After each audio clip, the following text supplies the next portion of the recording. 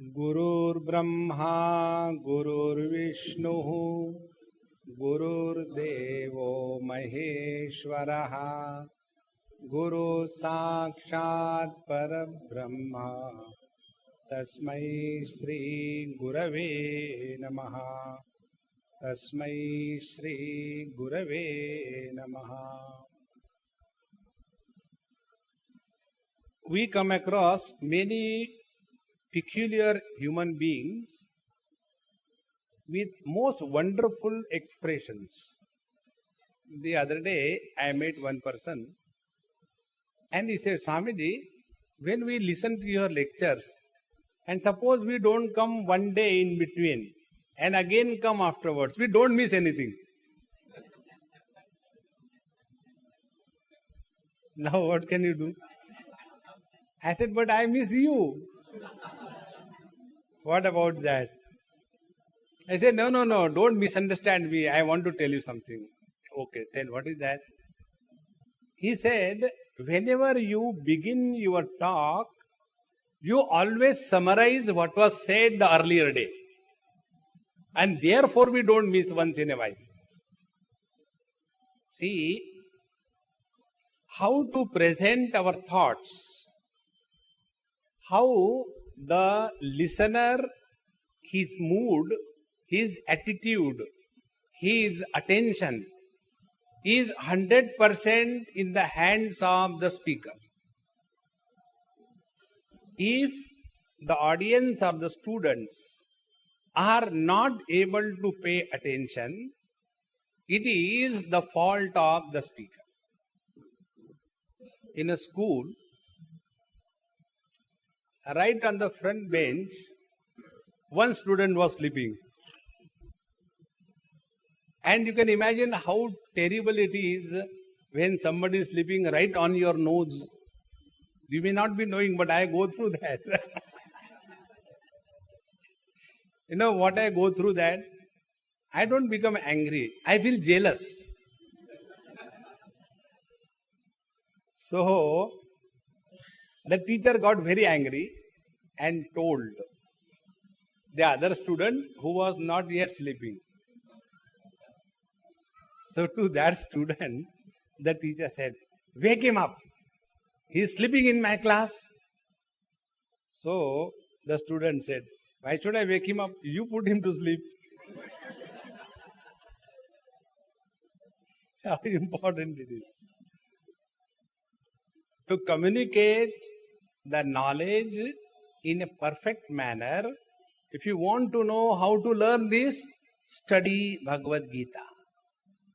Bhagavad Gita is an ideal book which tells you how to present your thoughts, how to market your strategy, how to create interest in the minds of the listener, and how to make the listener feel, hey, I can do that.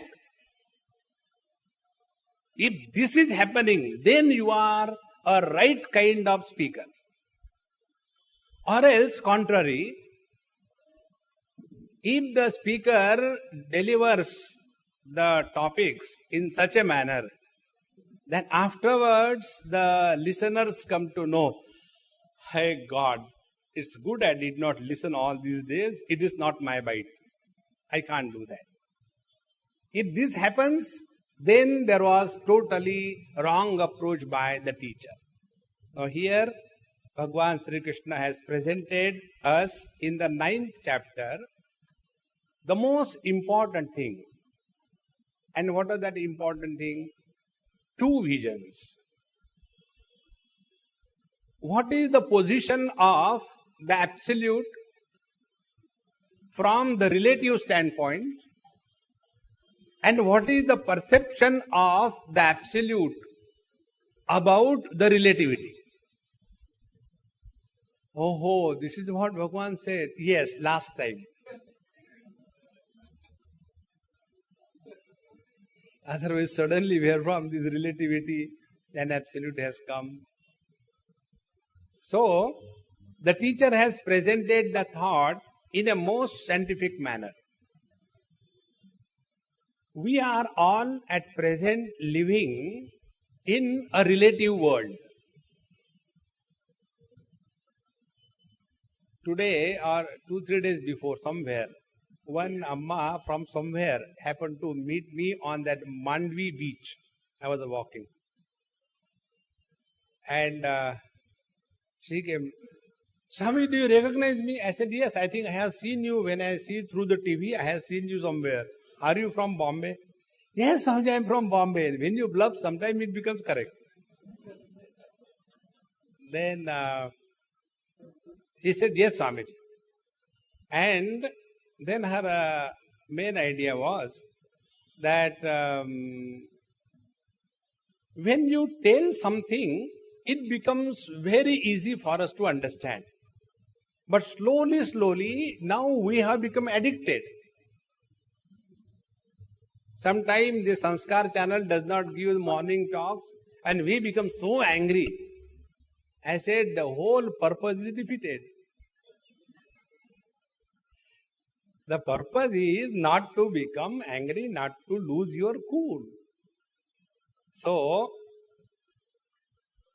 when we are living in this world, we are living in relation to each other.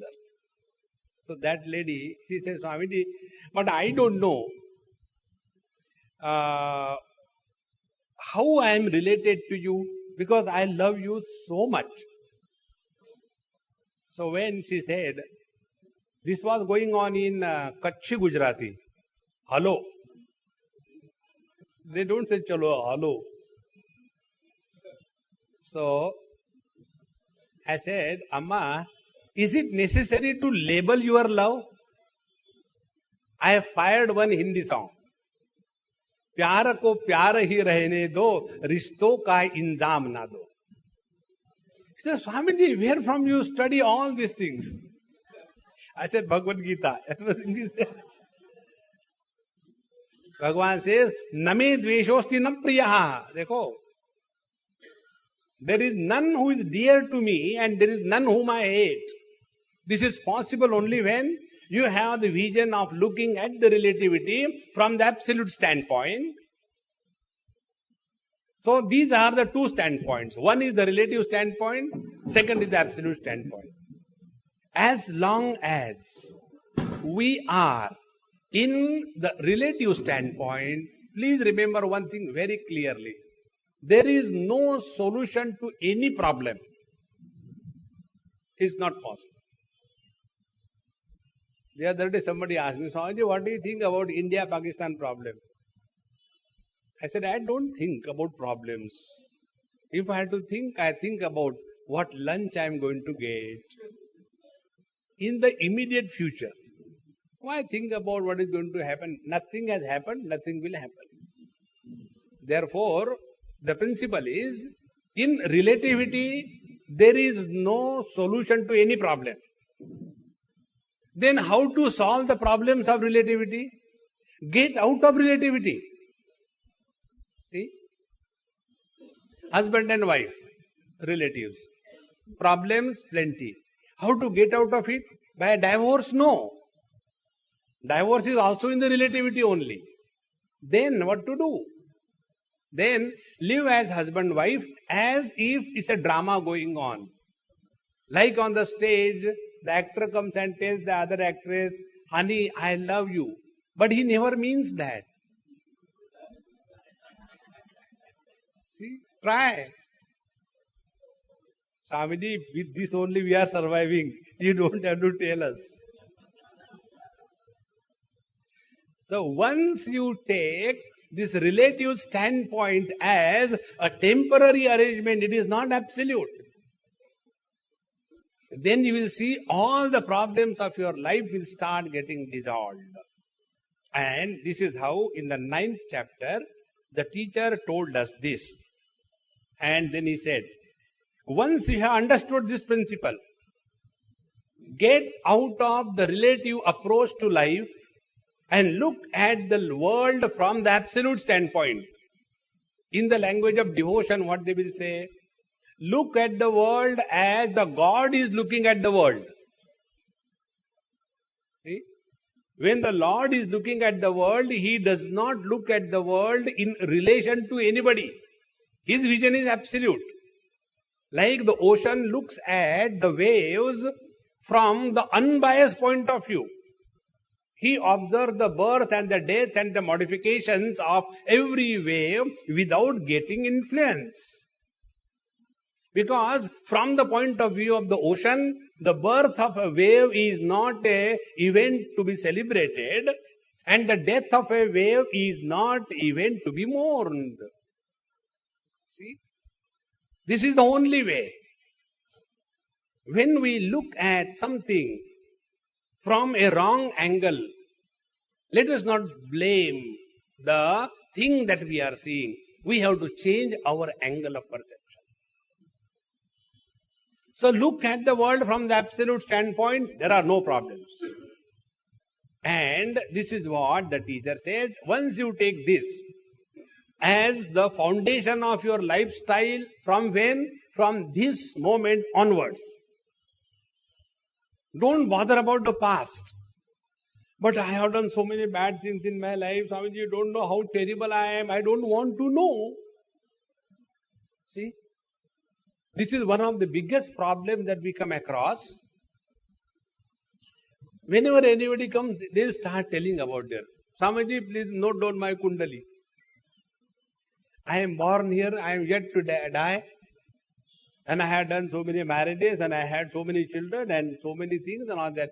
Who wants to know about our past? I am helping you to get out of the relativity and develop the absolute vision. First step. Nobody is interested in our past. But when we talk about our past, we are inspired because it is experience. Anubhavananda.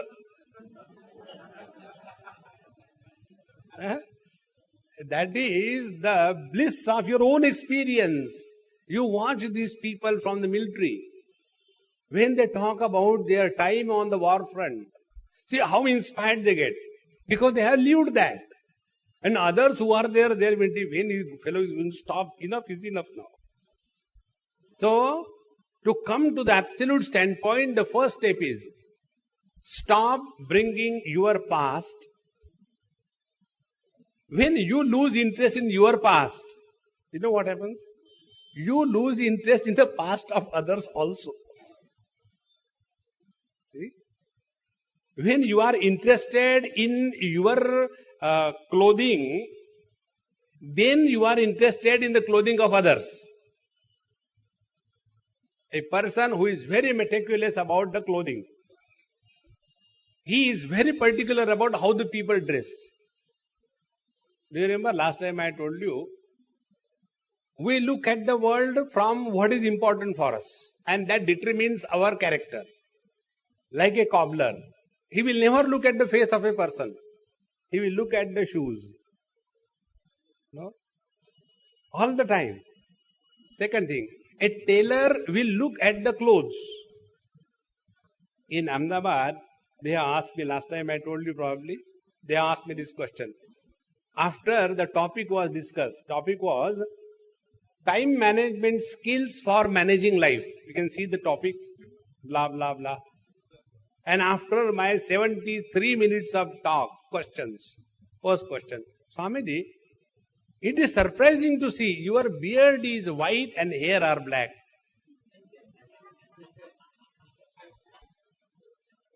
Then I replied this way. I said, do you know when a cobbler is sitting on the roadside, he is all the time only watching at the shoes. He doesn't want to look at the face. His interest is in shoes. So the one who has interest in shoes is a cobbler. The one who is interested in the clothes is a tailor. The one who is interested in the hair.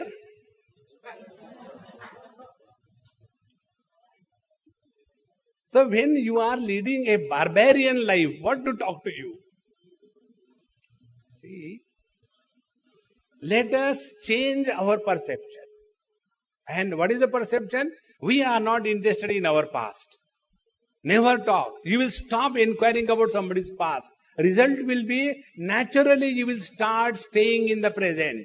When you start staying in the present, you are getting out of the relativity.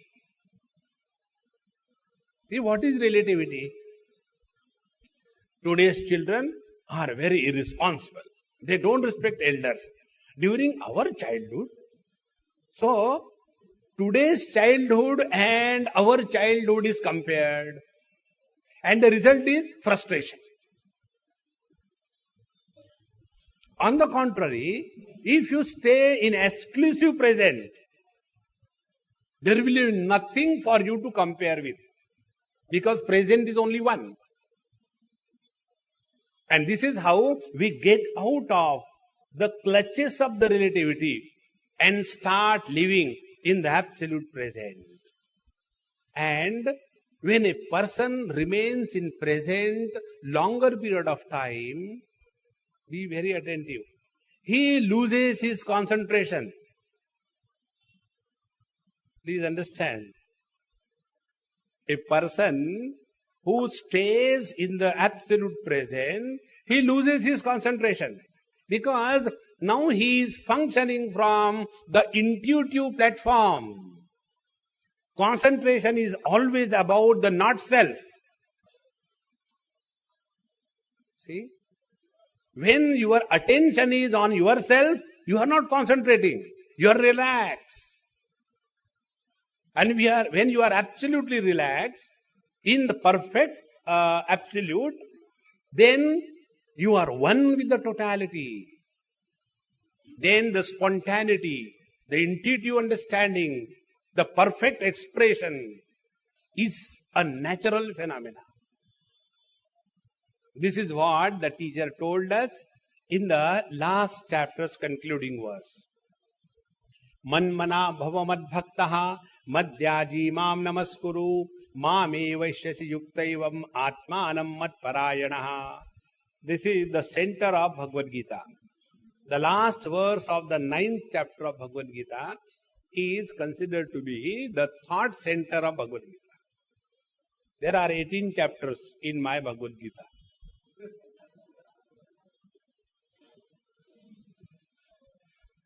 So, 9 is half, then 10 onward again another 9.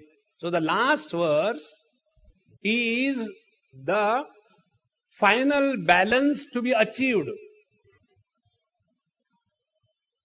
So how to do that? The technique is given. Man mana bhava. Again and again, refuse to get involved in the relative standpoints. Man mana bhava. Always try to contemplate, think in this line. What line? Somebody died and you are crying. Now why I am crying? Because I am related to him. Now in this world, has death taken for the first time? No.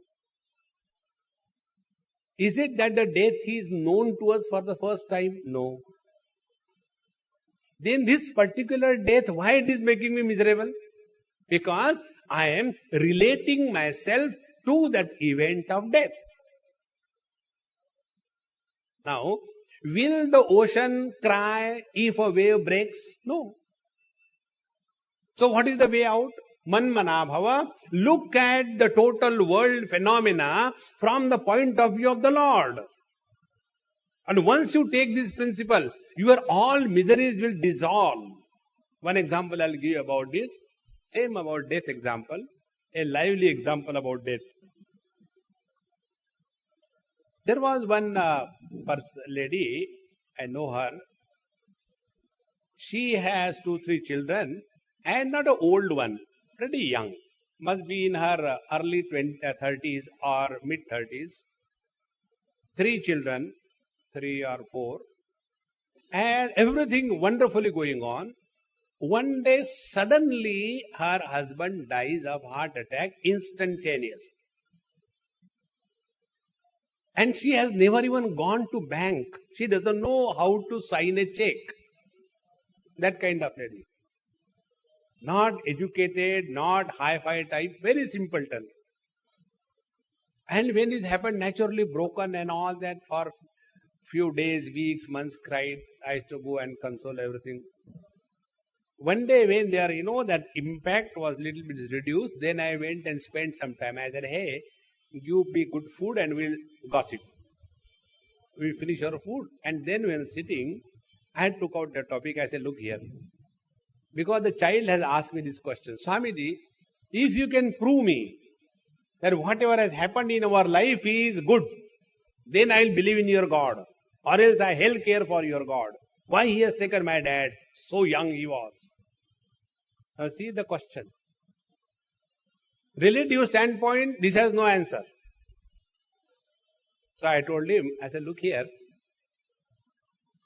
What is the picture of Mahatma Gandhi that comes in front of your eyes? A big question mark for the whole nation, isn't it? In one school I went, and in that school they have put, the children, Delhi children, they have put 5 question marks, 1, 2, 3, 4, 5, in a row.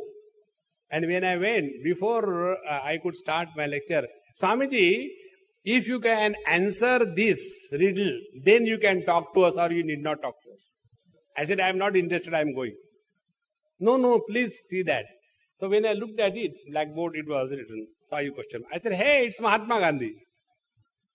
How come it is Mahatma Gandhi? I said, now it is my riddle, you prove. Now if you cannot prove, you are not worth talking to.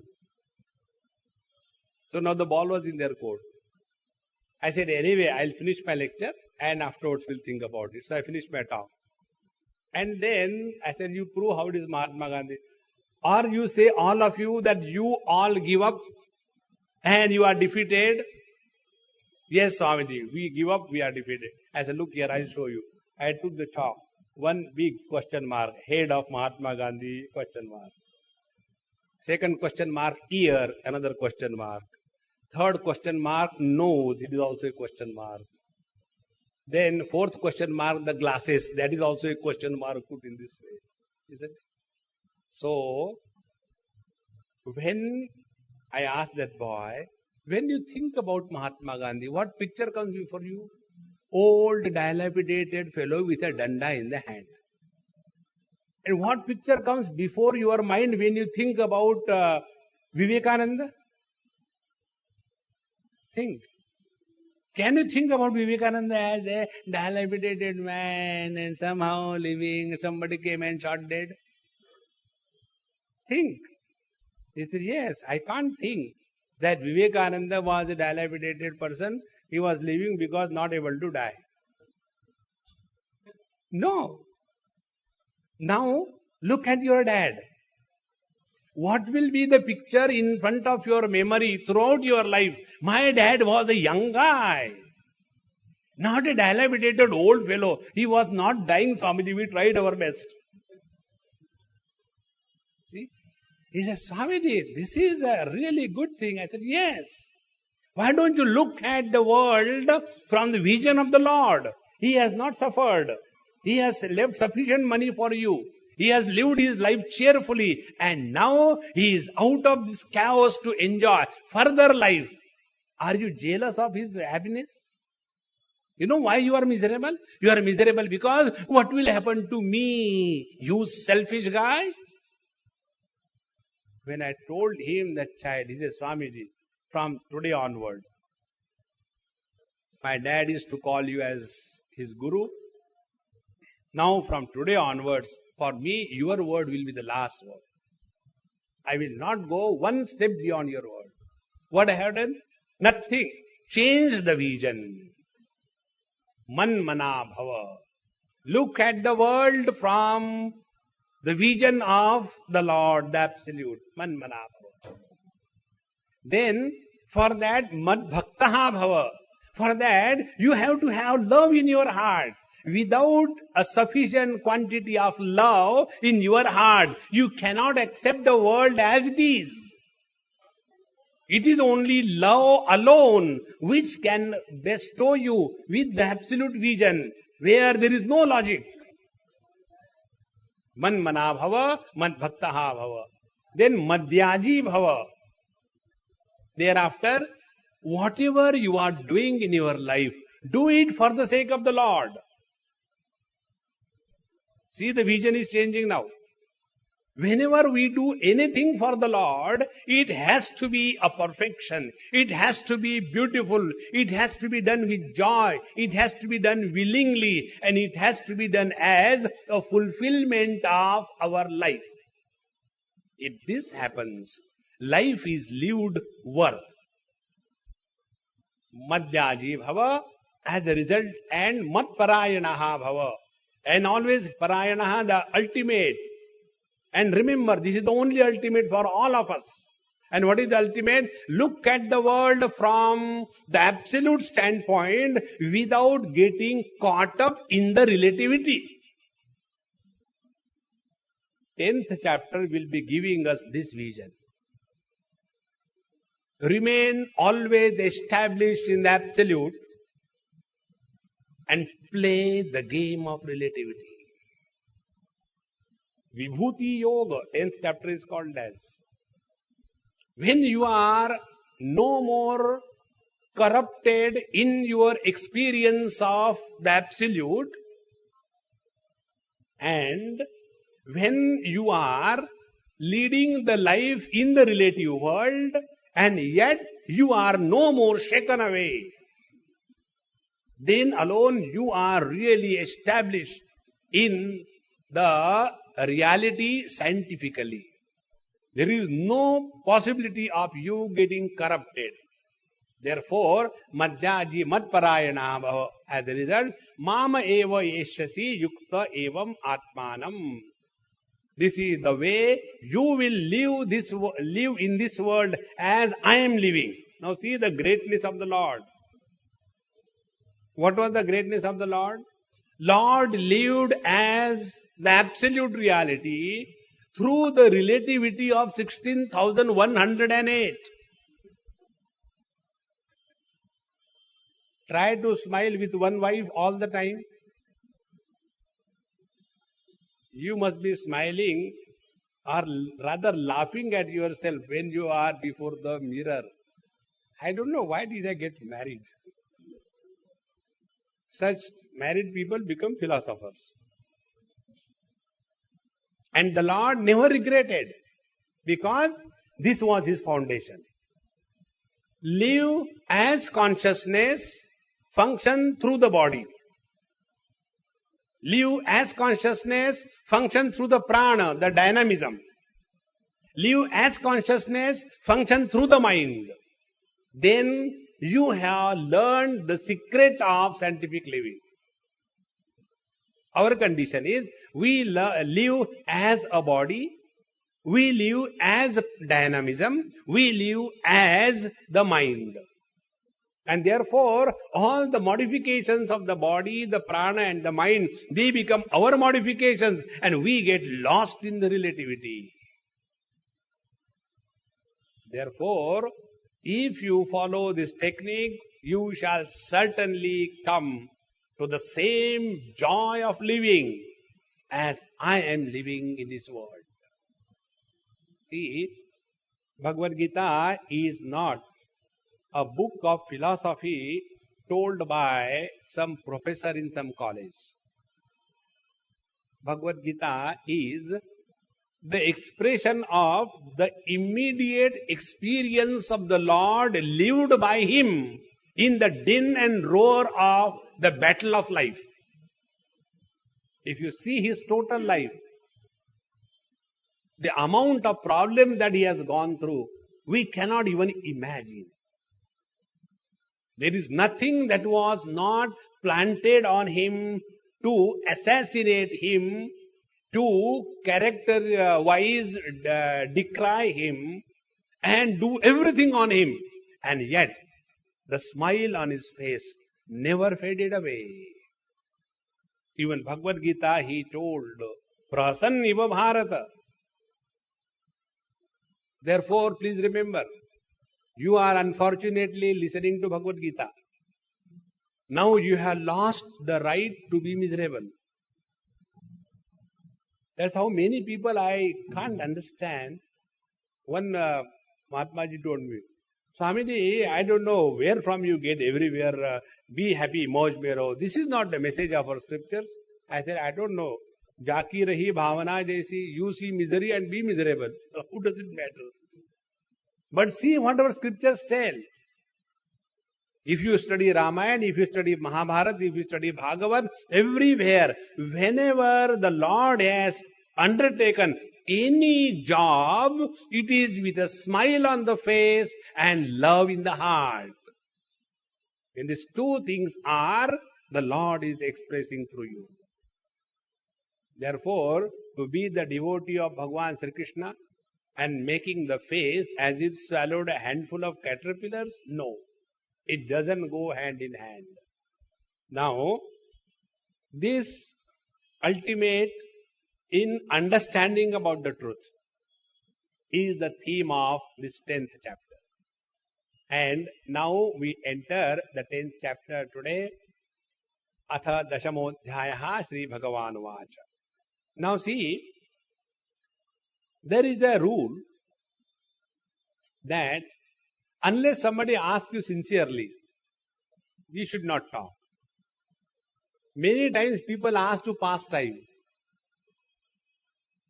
Swamiji, by the way, I happen to see you. Can you tell us something about meditation? I say, okay, write down the spelling. Something about meditation, write down the spelling. See, if this is the rule, now the 10th chapter begins without any question from Arjun. Now under what conditions we should talk? This is the thing worth knowing. So here the teacher says, Bhuya eva mahabaho shrudume paramam vachaha yatte ham priyamanaya vakshami hitakamyaya. Hey mahabaho. Hey mahabaho means, O mighty armed one. Simple English translation. But what it means is, O most capable person that you are. The first thing for a teacher is to bring out the hidden talents out of the disciple, out of the listener. That's what I told you in the beginning. If the teacher is not able to inculcate self-confidence in the students about their own ability to achieve, then the teacher has failed. See how scientific it is. Otherwise, I think it is not for you. You are a Dumbo, okay? You go and join some arts college.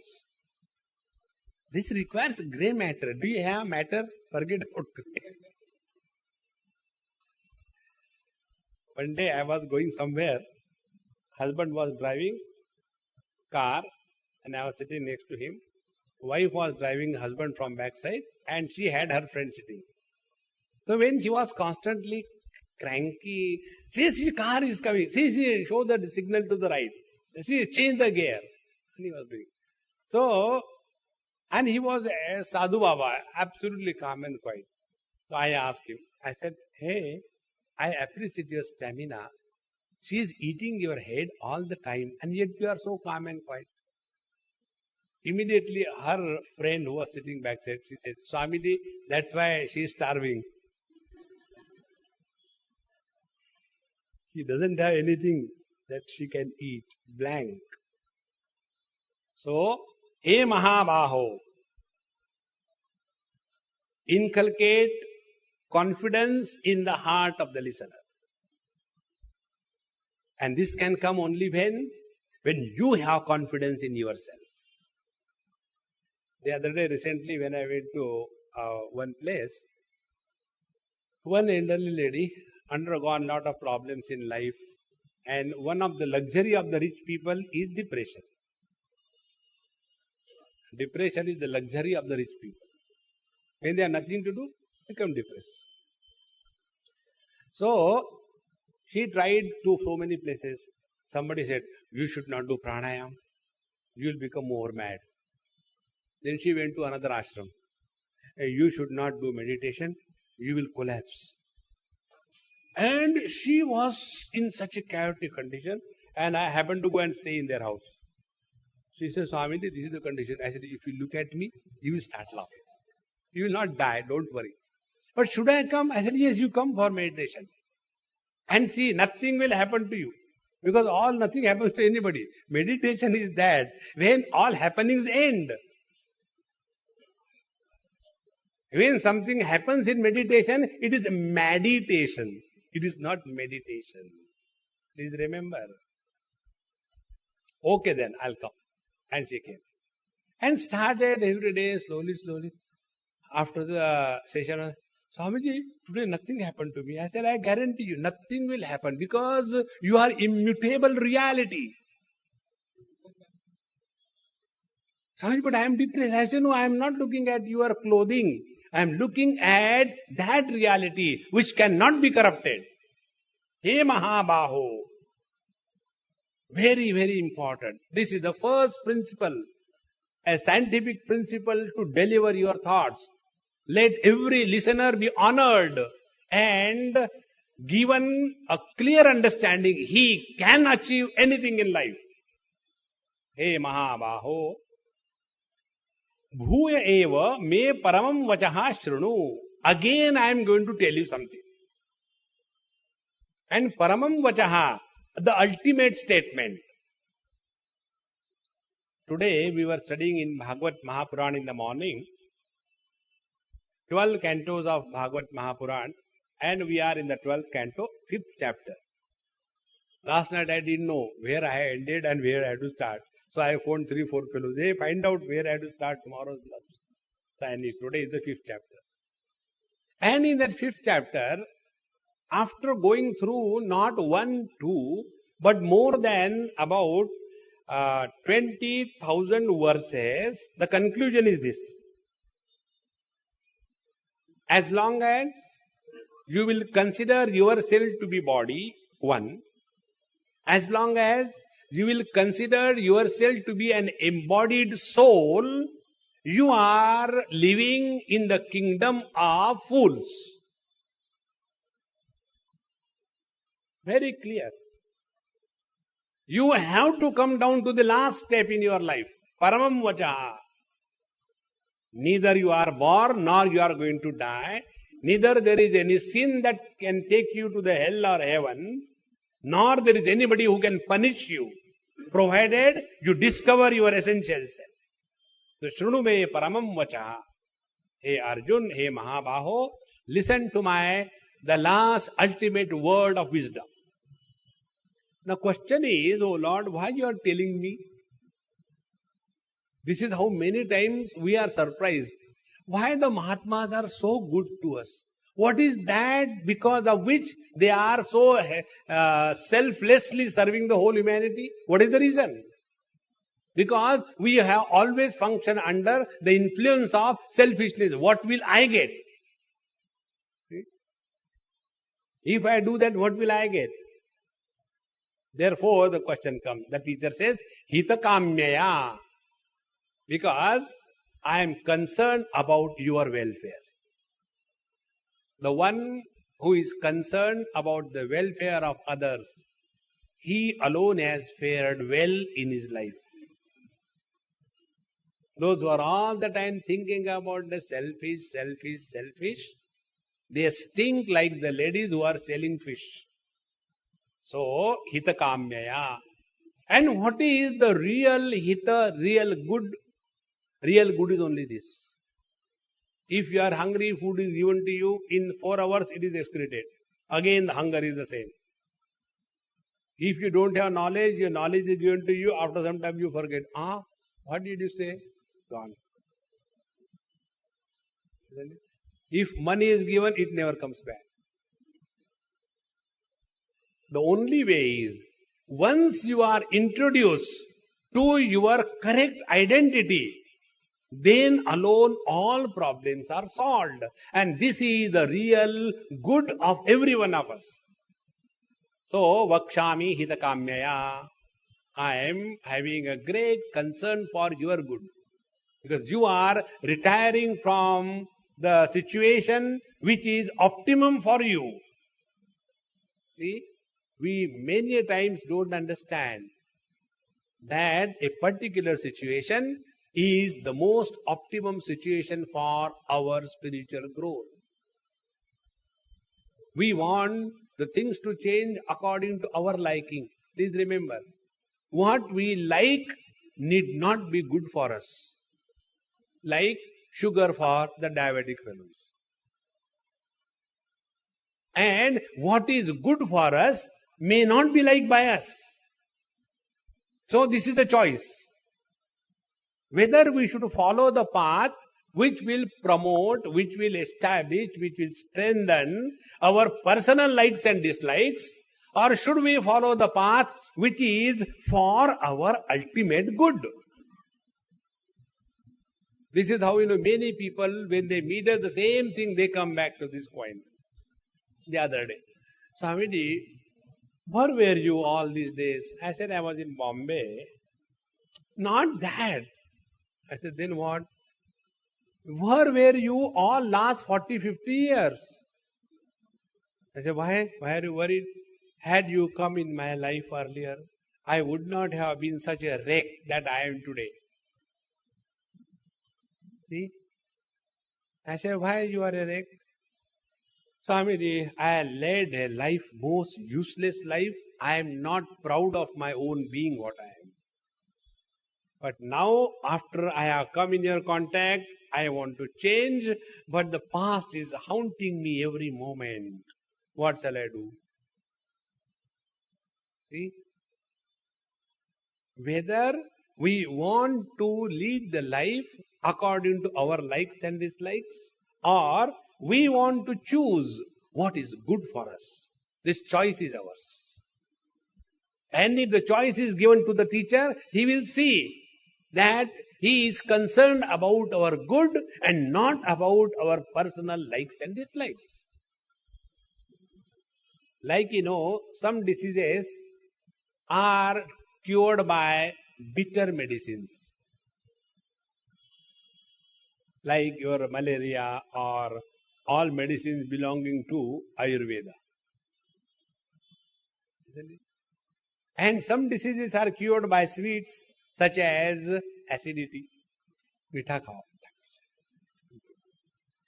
So depending upon the disease that we are suffering from, the Lord puts us in a situation which is for our optimum growth. And therefore, Arjun, the situation that you are facing in your life is the most optimum situation. Never be a dropout.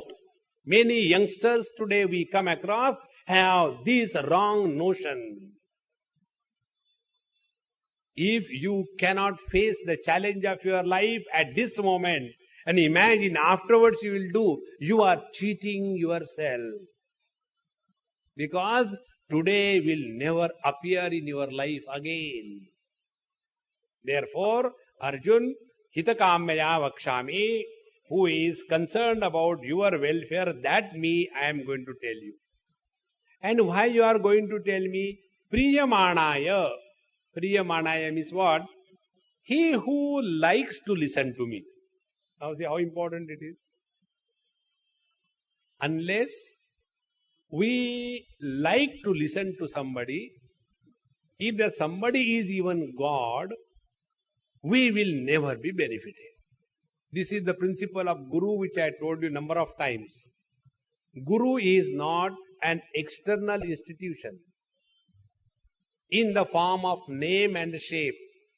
Guru is our positive willingness to learn even from a passing truck. That positive willingness to learn is called as Guru. And he who has love for the teacher, he alone can learn. Therefore, Priyamanaya. Hey Arjun, you are keen to learn, you love listening to me, and you know that I have all the concern for your welfare, and therefore listen, the ultimate that I am going to tell you. Three things, see how beautifully brought out. First, developing the confidence in the student. Second thing, giving the importance of the topic. This is the ultimate that I am going to tell you. So the importance of the topic is brought out. The third thing, that this is for your welfare. The purpose is clearly defined. And why I am telling you? Because you love me and I love you. Friends, knowledge transaction can take place only in an atmosphere of pure love. That love which doesn't have any expectation of any kind. So, I shall tell you. Now, the teacher goes further. Name vidu suraganaha prabhavam na maharshayaha aham adir hi devana maharshinam cha sarvashaha. He says, hey Arjun, me prabhavam suraganaha na viduhu.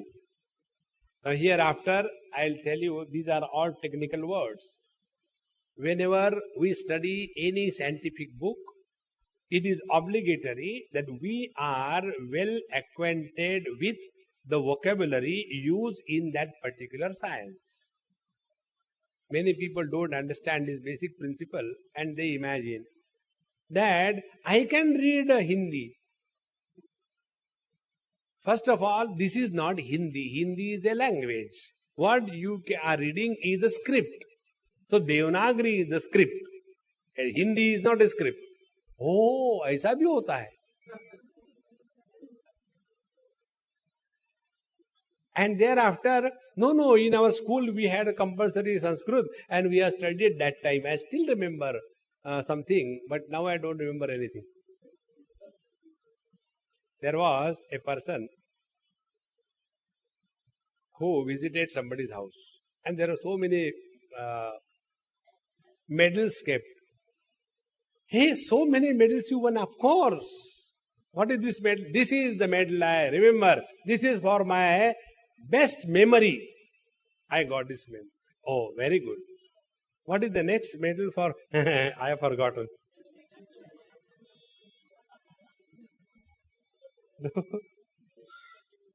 So you must have got that medal because of some reservation, not because of your memory. So, these are all technical terms to be clearly understood. Without that, we will not be able to go ahead. Now, first, see, when we come in contact with the world, there are basic minimum things required for an experience to happen. For example, experience about colors and forms. Now, for that, what are the things minimum required? One is the structural eyes. Second is the functional eyes. There are two eyes. One are the structural eyes, second is the functional eye. And third is the blessing of the divine consciousness, because of which the functioning of the eye is possible. You must have seen many people when they sleep, like the Maha Yogis, Ya Nisha Sarva Bhutanam Tasyam Jagrati Sayyami Yasyam Jagrati Bhutani Sa Nisha Pashyato Unehe. When average people sleep, these people are awake. When average people are awake, they sleep. So like that, many people when they sleep with the eyes open. Like when many people they listen with the eyes closed. So you don't know whether they are listening or sleeping. Two in one. I could never understand. For listening attentively, you have to close the eyes. Thank God they didn't think to put a clamp on the nose and with pranayam listen. So, when you want to see the colors and form, you require structural eye, functional eye, and the functioning of the eye. 3. Now the last component is called as the divine power, technically called as Deva, the illuminator, and the functioning, and now I'll give the 3 words for this example. Structural eye, we all know. The function is the vision, and the vision is possible only when the presiding deity called as the Lord Sun is expressing through the eye. So three things. Structural I is called as the matter aspect. Then the functional I is called as the subjective aspect. And the divine power, because of which the functioning is possible, is called as the divine aspect. So for every experience to happen, these three aspects are involved. Technical words are Adhi Bhautik, Adhyatmik and Adhi Daivik. Adhi Bhautik is matter aspect, Adhyatmik is the functional aspect, and Adi Daivik is the divine grace because of which all the functions are possible. Now take an example to make this point. This mic, because of which you are probably hearing my amplified voice, is a structure. Now the function of this machine is, it will amplify my voice. When it will amplify? When it is blessed with the electrical energy. In the same manner, the structural I, the functional I, and the divine energy because of which the functioning is manifest. If this is understood, now this divine energy is called as the God, Devata. So, name vidu suraganaha prabhavam. So, me prabhavam suraganaha na viduhu. All the gods cannot comprehend my being. All the gods cannot comprehend my being. Means what? All our functioning faculties will never be able to comprehend the absolute understanding. Please remember this. Don't forget the absolute and the relative. Whenever we are functioning through the senses, we are living in the world of relativity. And when we transcend the limitations of the senses, where the seer and the seen, duality totally vanishes, that is the absolute understanding. Therefore, suraganaha, all the gods means all our faculties put together, me na viduhu, they cannot know me. Meaning what? I, the absolute, is not the subject matter of the senses. See? That is why, because we are the slaves of our own faculties, we have created the God with different names and forms. Please understand. When we try to understand electrical energy, and suppose we have to give a form of a deity to the electrical energy, what kind of deity we will create out of this electrical energy? Depending upon who we are. If we are Chinese, then this electricity Devi will be having a slit and very few hair on the and a round face, and whether eyes are open or closed like a zip, we don't know. Why? Because we Chinese are like that. Suppose I am a person from the Middle East, sharp features. One Sindhi told me, Sindhi child, Swamiji, why Sindhis have got long nose? I said, I don't know. Because they have, no. Because the air is free. Anything free is good for Sindhis. See, if a Sindhi has to draw the picture of the goddess electricity, will be having a sharp features and all that, isn't it? If a Marwadi has to draw the picture of this thing, round figure, simple. In the same manner, this absolute reality is imagined by us depending upon our slavery to the importance that we are giving to all our faculties. See? Therefore, the first important step on the spiritual path scientifically is Get out of the slavery of your senses. Name vidu suraganaha.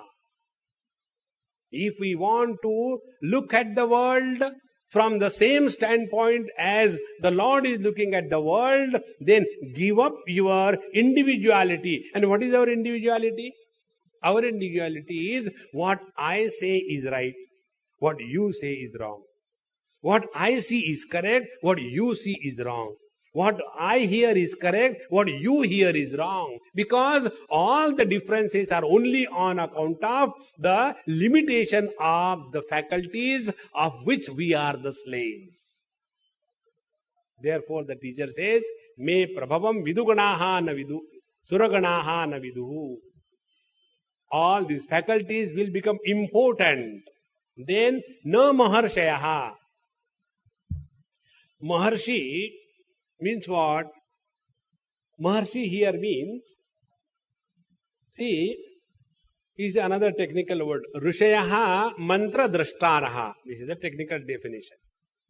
Rishi. Rishi doesn't mean Rishi Kapoor. Rishi means the one who has the vision. And this intuitive vision he who has is called as the Rishi. And the intuitive vision is always accompanied with the purity of your mind. So, if we imagine only by the pure mind I will be able to know the truth, no. The truth is beyond the mind. Therefore, you have to transcend the mind. This is the meaning. Name vidu suraganaha na maharshayaha. And what is the reason? Aham adirhi devanam. Now see, take an example. If we have a torch and we have put the cells in that and the light we switch on, now in the light of that particular torch, if we want to see what is the make of the cells in the battery, it is not possible. The moment you take out the cells from that, the torch light has gone. In the same manner, try to see, understand the absolute with the limitations of the faculties of relativity. It is an impossible undertaking. Now one experiment we did a number of times. If you do this experiment again and again, you are practicing highest meditation. And what is that meditation or technique? With the eyes, we can see all the colors and forms. Therefore, our eyes have vision and our eyes are functional. Okay? Yes, sir. Now, if your eyes are functional and it has a vision and it can see the whole world, try to see your own eyes by your own eyes. Kitna bhi try karo. Not possible. Do you know why it is not possible? Because you are blind. When your eyes cannot see themselves, they are blind. See? Meaning, when the faculties are focused on their source, they become important. That is the reason. Unless we understand this basic principle, in Kathopanishad this thought comes. Paranchi khani vetruna swayambhu tasmat paran pashyati nantaratman kaschid dhiraha pratyagatmana maikshad avrutta chakshuhu amrutatvam. By default, all our faculties are outgoing. Paranchi khani vetruna swayambhu. This is the latest translation. By default, all our faculties are outward going. And therefore, we become always objective in our knowledge. Everything that is known by us is only objectively. And therefore the question comes, have you seen God? Because as we can see the stone and the trees in the same manner. Have you seen the God? That means unless you see the God objectively, you have not seen the God. Why? Because we are the slave of the limitations of the eyes. So, Kaschit Dhiraha. But there is one rare, single, isolated individual who is wanting to know the absolute experience, not the temporary experience of the ticklings of the temptations of the worldly objects. See? Even if you are a Bengali, how much rasagullas can you eat? See? You cannot. Because there cannot be a fulfillment and complete experience in the relative world. The only way is avrutta chakshuhu. He who has totally withdrawn himself from the relative experiences through the senses and the mind. He alone can recognize what is the meaning of the absolute being. So, Name vidu suraganaha na maharshayaha, because aham adirhi devanam. I am the source of all the faculties. See, about this, I'll tell you in short. In Aitareya Upanishad, which is from the Rigveda, where there is one of the Mahavakya Prajnanam Brahma. There, this story comes about creation. And in that story, it is so beautifully brought out that the Lord was all by himself. He started thinking. The moment you start thinking, samsara is created. First. Saikshata. Why did you think, Baba? Stop thinking and you are happy. When you look at the world, there is no problem. After the perception, the projections are nothing but thinking. And this is how the whole world is created. So the Lord created the worlds, then the chowkidars for the world, and then one total man was created, and then from him all the faculties were created, and all the faculties were what? The structural, the functional, and the presiding deities. And all of them were associated with hunger and thirst. So they told to the Lord, "O Lord, please give us a place to stay. We are feeling hungry and thirsty." So, how to give you a place? The Lord created a cow. We don't like it. We are vegans. Okay. Then the Lord created a horse. We are not race course fellow. We don't like a horse. Then the Lord created human being. Ha ha, this is very good. God said, go to your own places, where from you are come. So, Agnir Vak Bhutva Mukham Pravishata. He entered the mouth, the fire. In this way, all the gods entered their respective places. And then what they did? Only one thing. Eat, eat, eat. Try to satisfy the hunger of the eyes, colors and form. Hunger of the ears, sounds and praises. Hunger of the nose, beautiful smells. And whole life we are living as the slave. Now the question is, where from all of them have come? All of them have come only from one source. Be very attentive. When the mind expresses through the eyes, it is called as vision. When the same mind expresses through the ears, it is called as hearing. When the same mind expresses through the nose, it is called as smelling. So, the manyness of the one mind is on account of the many gadgets. Therefore, this one is expressing as many. See how beautifully the thought is brought. And when this mind is what? Mind is nothing but a commotion of the subjective and objective thoughts. And all the objective thoughts are supported by the subjective thought. Therefore, the subjective thought is the mind. And when the subjective thought is discovered to be possible only when there is a thought.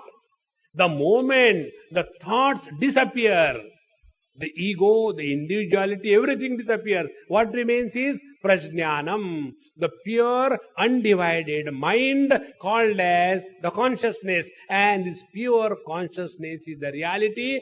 And this pure consciousness is the absolute one. And it manifests through many faculties as a relative phenomena. Like man is absolute. Through the conditioning of the wife, he expresses as husband.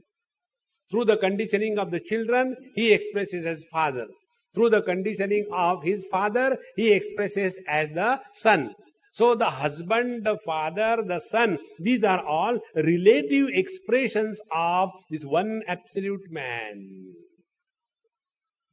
In the same manner, when our attention is on this absolute, we will have to transcend the limitations of the senses and the mind. And therefore the teacher says here, Name vidu suraganaha na maharshayaha, because aham adirhi devanam. I am the beginning of all the senses. Aham adirhi devanam and maharshinam cha sarvashaha. Therefore, all the visionaries, all the faculties are nothing but, if you want to take an example, it will be something like this. This thing comes in Bhagavad Mahapuran. And see how true it is. You don't have to go anywhere. If you become extremely subjective, you can discover everything what is said in the scriptures. Scientific art of living is having the courage and the guts and the ability to analyze your own experiences and be firm to discard what is discovered to be an illusion and hold on to that, what is real. When you want to be scientific in life, you can't be emotional. No, actually, this law of gravity is okay, but actually there should be some clause. Okay, let us put a clause. Law of gravity should not function in UK. It should function outside, in the third world countries. No, it is not. It is not a constitution of India, which anybody can come and change. Think. If you want to really to be scientific in your life, have the courage, the guts. Analyze your own experiences rather than asking questions. No, please tell us why the world is miserable. Because of you. Do you think that I am the cause? Yes, you are the cause. You disappear from this world, see how the world is happy. Another thing, I want peace, I want peace. Remove the I and the want, what remains is the peace. Therefore, when we talk about the scientific lifestyle, it is not a emotional bankruptcy because of which we take refuge in Bhagavad Gita. No, Bhagavad Gita is not a book for the dropouts of life. It is for those courageous Mahabaho who want to live a dignified existence of a perfect human being. Therefore, here each and every word that the teacher is giving us has a tremendous depth. Aham adirhi devanam maharshinam cha sarvashaha.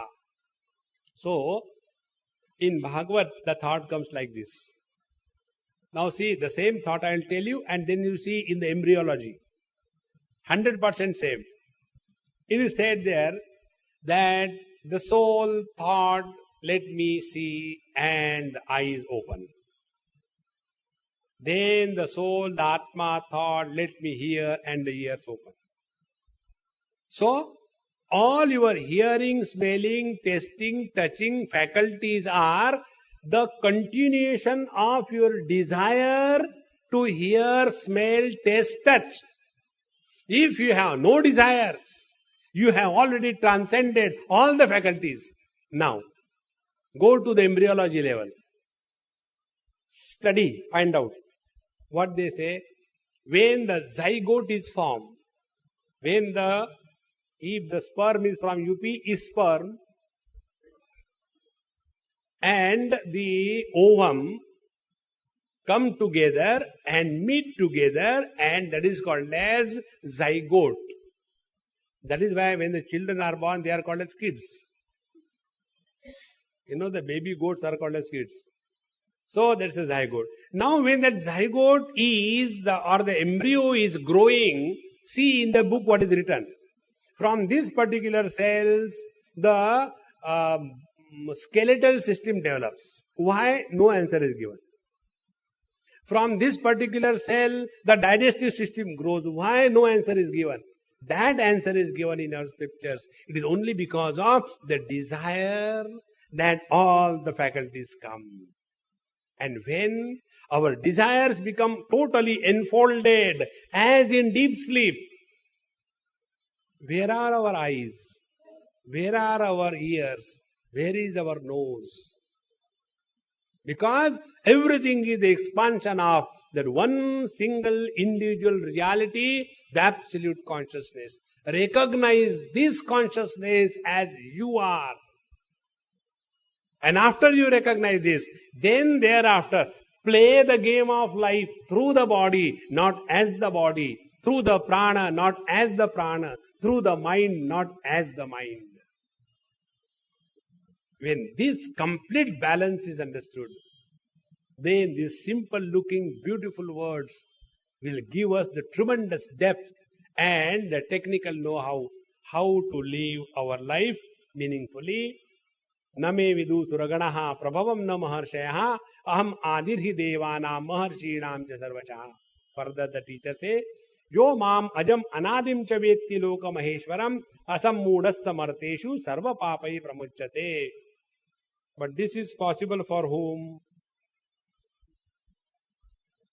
One word Bhagavan Sri Krishna uses in Bhagavad Gita, maximum number of time, is aham. And another word Bhagavan uses in Bhagavad Gita to condemn or abuse somebody. He never hesitates to abuse somebody. And the most pet abuse Bhagavan uses is moodha. Our Swami Akhandanji used to say, what is the meaning of a moodha? He who is living his life according to mood is called as moodha. See the spelling? M-O-O-D. This is the Kerala spelling. So M-O-O-D, mood. And what is the spelling of the moodha? M-O-O-D-H. This is Andhra. H. So, moodha means we are having the ego. Ha means ahankar. We are having the ego of our own mood. I don't have mood to study. See? Come on, take food. I don't have mood to take food. Let's go for a walk. I don't have mood to go for a walk. That means we are glorifying and we are proud of our mood. Are we not becoming the slave of our own foolishness? Therefore, Bhagavan says here, asammudaha. He who is not leading the life on the whims and fancy of one's own mood, he alone can understand what I am going to tell you. Therefore, asammudaha samarteshu. The remaining thought of this verse we will see tomorrow. Om Purnamadaha Purnamidam Purnaat Purnamudachyate Purnasya Purnamadaya Purnameva Vashishyate. Om Shanti Shanti Shanti. Harihi Om. Shri Gurubhyo Namaha. Harihi Om.